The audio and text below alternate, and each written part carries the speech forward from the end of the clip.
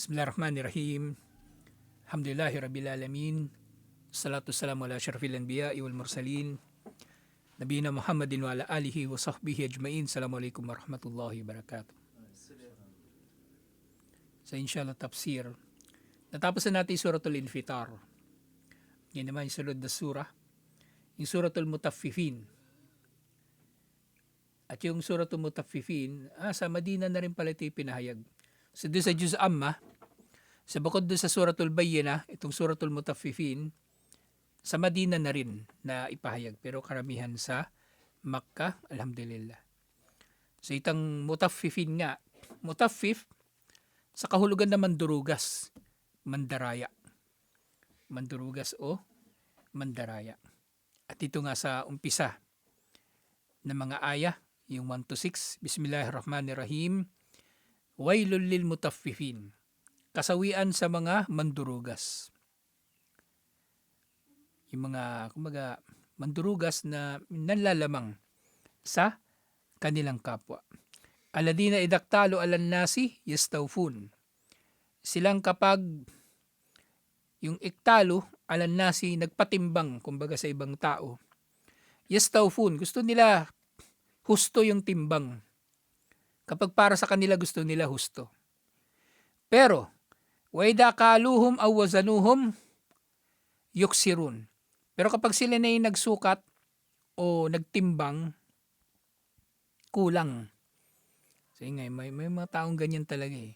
Pag karapatan nila, maingay sila. O karapatan ko ganito, karapatan ko ganyan, lupain ko ganito, lupain ko ganyan, bahay ko ba. Pero pag yung iba, wala, hindi niya kinikilala. Hindi niya kinikilala. Ala yadunnu ulaika annahum mab'uthun. Hindi ba inaakala o hindi ba nalalaman ng mga ito na sila ay bubuhayin muli? Liyawmin adim, sa araw na dakila, ang araw ng paghuhukom. Yawma yaqumun nasu lirabbil alamin.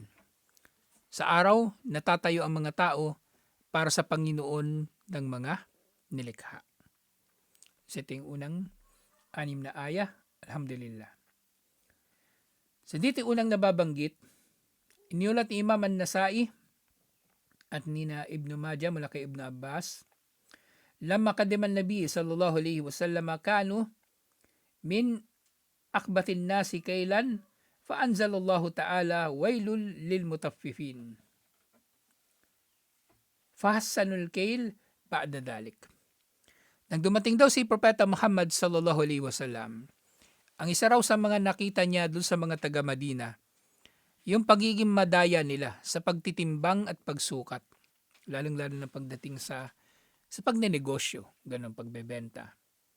At maaaring dito, tinutukoy niya dito ng mga taga Madina, kasama na rito yung mga Hudyo. Kasama na rin dito yung mga Hudyo kasi marami namang Hudyo din sa Madina. Di nga, yung sinabi ni Allah, wailul lil mutaffifin, kasawian sa mga madaya, sa mga madugas, mapanlamang, magulang. Ewan ko paano naging magulang yung tawag sa ano. Sa Tagalog kasi pag sinabing magulang, madaya eh. Isa sa mga kahulugan ng magulang, madaya. Ang gulang mo talaga. Hindi ko alam paano naging ganun yung kahulugan. Magulang, mandurugas. So, narinig nila itong aya na ito, yun na, syempre, mga mananampalataya, nagbago sila at natakot sila kay Allah. At ito nga mutaffifin, yung kanilang ginagawa ay tinatawag na tatfif. Wal muradu bit taffif, hahuna, al-baksu fil mikyali wal mizan. Imma bil izdiyadi, iniktada minan nasi wa imma bin naksani idakadahum. So tinutukoy daw dito na tatfif, ito na yung pandaraya o panlalamang, hindi pagiging makatarungan sa mga tao sa pagtitimbang. Kung ang timbang para sa kanila, para doon sa mandaraya, may dagdag. Pero kapag siya nagtitimbang para sa iba, may bawas. Ganun siya. May dagdag at may bawas. Kung para sa kanya, kakabig siya. Gusto niya may lamang. Pero kapag para sa iba, hindi niya yung kakabig lahat, may iwan doon. So, ganun yung mga mutaffifin. At ang kanilang ginagawa nga ay tinatawag na tatfim o tatfif. Dahil nga, sinasabi rin dito na kapag sila raw ay pwede rin mangyari pala ito sa utang. Yung kada pala dito pagbabayad ng utang.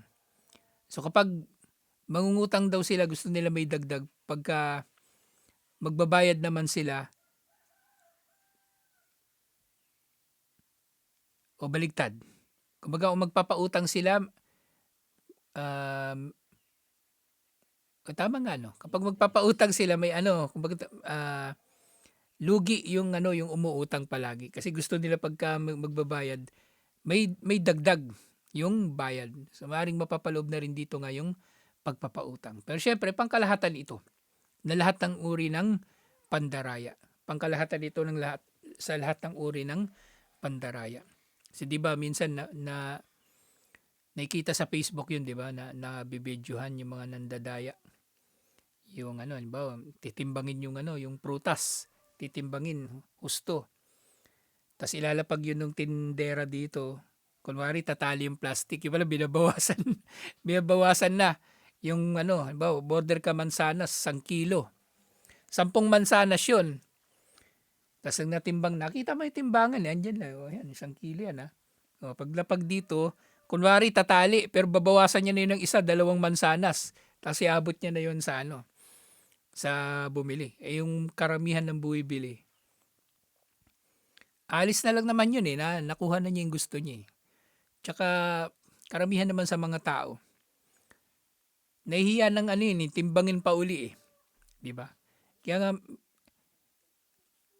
normal sa tao yun yung yung minsan pag parang feeling natin parang sobra-sobra na o kumbaga hindi makatwiran yung magtitiyak. Kaya kapag merong sigurista, yung mga tao lumalayo din sila sa mga taong ganun kasi mabibisto sila Unang dating mo rito, lagi kasi nisiraan nun Sabi niya, yan si Ahmad, kuripot. Kuripot. Ano daw, laging may tanong, walang tiwala. Hindi ko lang masabi sa iyo, hindi ka naman kasi yata talaga katiwa-tiwala yun nga, ganun nangyari. Kaya pag pupunta ako sa inyo nun, kaya ginagawa yung bahay mo. Inasar ko siya nun okay na pala yan, dami na nagawa. Saan ba yung fish pond? Saan ba yung fish pond dyan? Saan yung gagawin mong garden dyan? Kasi ganyan takbo ng utak niya May mga taong ganun, hindi na sila magtitimbang uli kasi feeling nila pag mamalabis na yan kung papatimbang pa nila uli. Pero tinimbang nila uli yun, nabisto nila yung modus.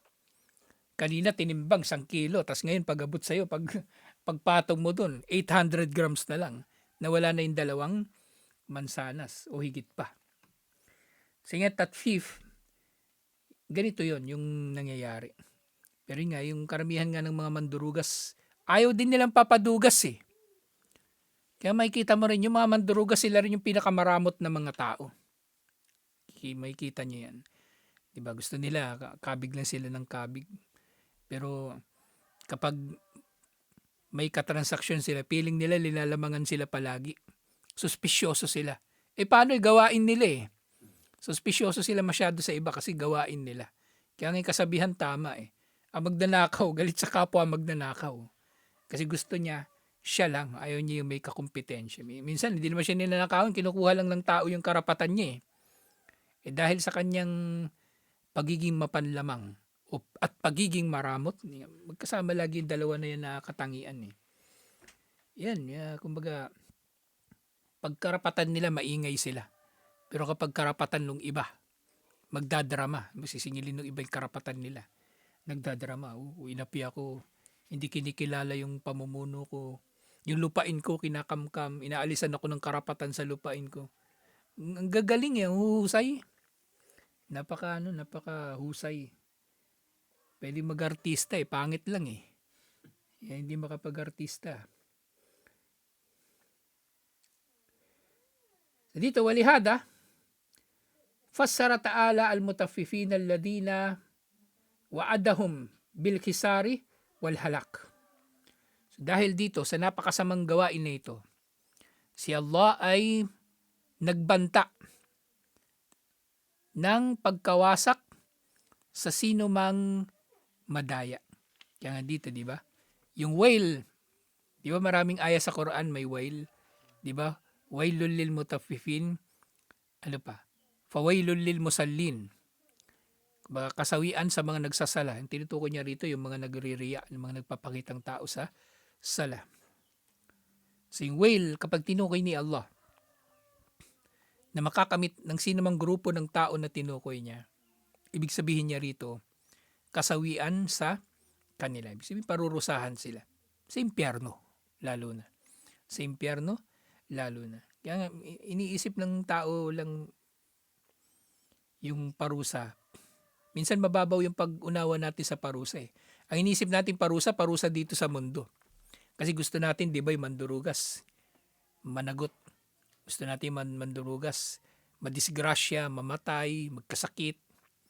Pero madalas si Allah, sa naobserbahan ko, mahaba pa nga buhay ng mga hayop na yan eh.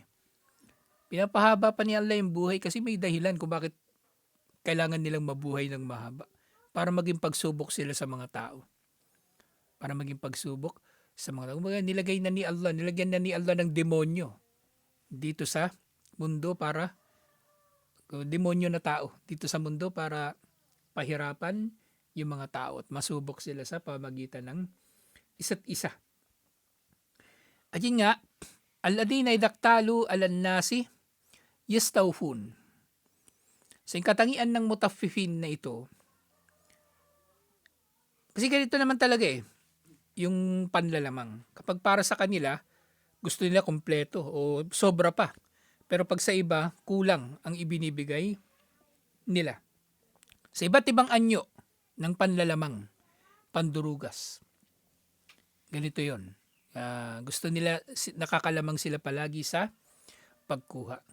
Maaring ang hindi lang ito sa pera. Maaring kahit sa pagmamahal, may tao, sa pagmamahal. Gusto niya siya lang yung minamahal, pero siya hindi naman siya nagmamahal. May mga ganong pagyayari. So yung katangian daw ng mutaffif na ito, silang kapag tatanggap ng timbang mula sa iba, gusto nila kompleto. Pabili nga bigas 1 kilo. Dapat 1 kilo yan, hindi mawawala ng 1 butil yan ha. Didemanda kita pag na kulangan niya ng 1 gramo. Ganun yun, ang ingay nun. Siguraduhin mo ha, timbangin mo nga.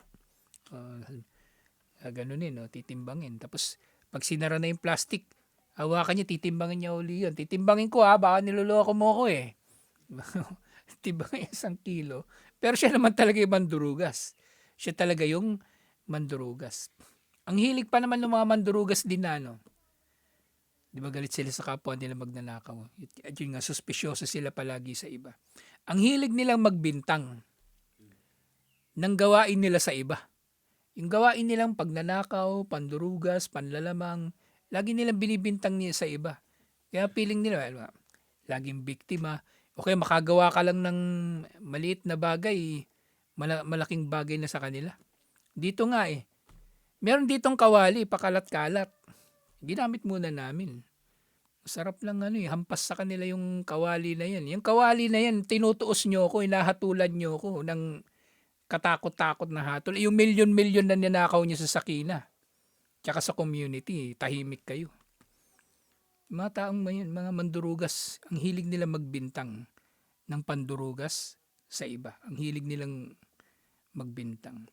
Yung bahay ko raw, kaya rin niya raw ipapatigil yung pagtatransfer kasi hindi raw ako bayad. Gago ka ba? Sinabi ko tuloy sa harap ni Kapitan. Yun yung sinabi ko eh. Bayad ako dyan, sobra pa. May mga resibo ako, permado ng anak mo.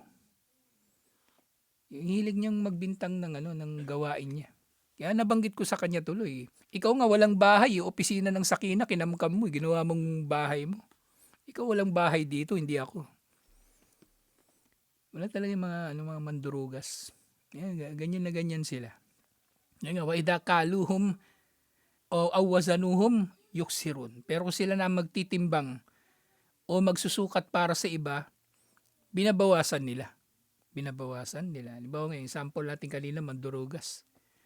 O binili niya yung bigas, 1 kilo. Tapos dadalhin niya doon sa bayan nila. Bibenta niya yun. O yun na nga, pag binenta niya, may bawas na. May bawas na 1 takal o ano pa man. Napakasama. Kaya yung mga ganitong tao, hindi rin natin maiwasan na hatulan din yung kanilang pananampalataya eh.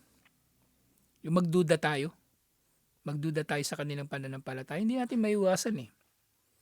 Kasi wala namang gagawa ng ganun na tunay na mananampalataya o may takot kay Allah o tunay na naniniwala sa araw ng paghukom. Diba? Kung tunay silang naniniwala, magagawa ba nila yun? Hindi nila yung magagawa, matatakot sila. Eh yun, ginagawa nila, ibig sabihin, hindi sila natatakot. Wala silang kinatatakutan o baka nga hindi nila talaga kinikilala na mayroong araw ng paghukom. Ngayon nga, dito sinabi,